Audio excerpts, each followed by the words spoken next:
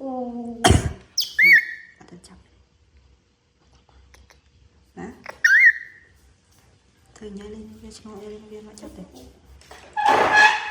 Ui Giang à, con này dạy anh con. Ui nào dạy anh con clear con. Giang cái này mà bạn vô anh nhà đi anh cái nó con con lấy Giang cái mà đại gì mà chạy bờ đẻ. Quá chết à. Con nào à.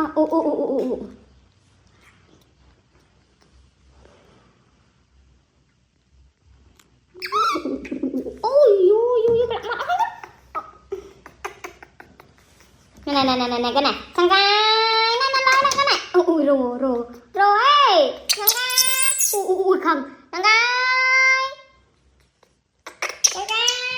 không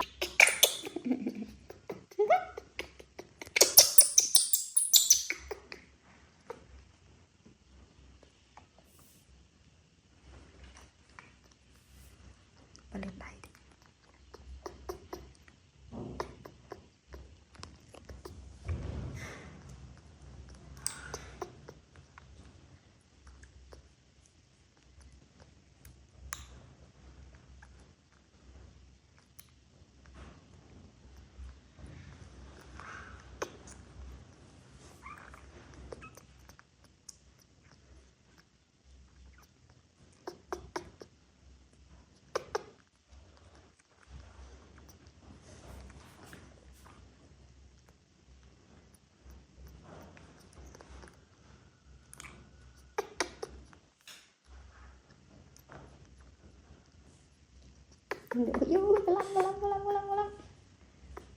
qua các bạn ơi nghiêm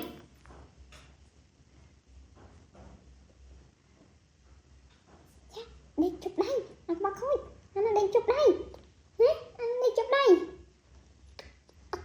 này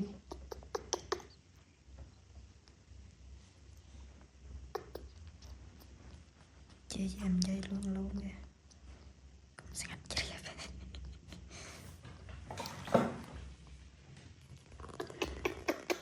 thằng ca quá cái vui luôn chụp mình trống các bạn khôi chuyện ghế nó clean ghế nó không bơ đâu.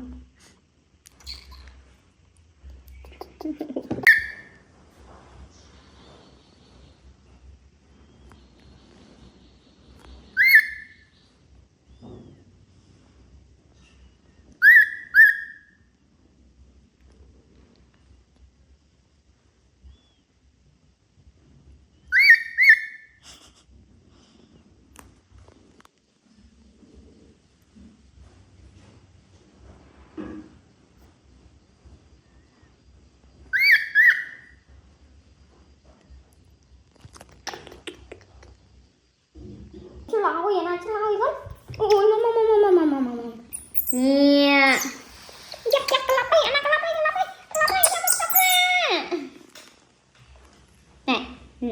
cái nè chơi rồi nó cái lắp ấy chơi luôn á